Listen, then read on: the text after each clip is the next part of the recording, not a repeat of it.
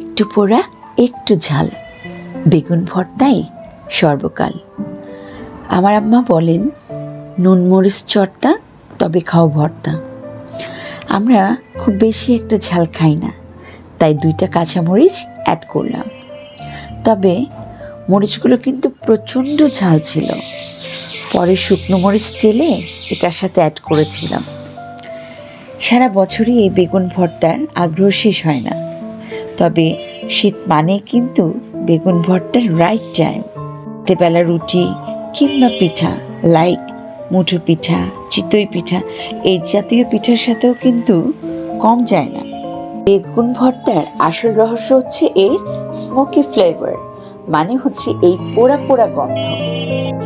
ও আরেকটি কথা, আমি যখন বেগুনটা পোড়াতে দিই, এর আগে বেগুনটা ধুয়ে মুছে বেগুনের গায়ে চির কেটে সর্ষের তেল মেখে তারপর পোড়াতে দেই, যাতে করে খোসা ছাড়ানোটা খুব সহজ হয়।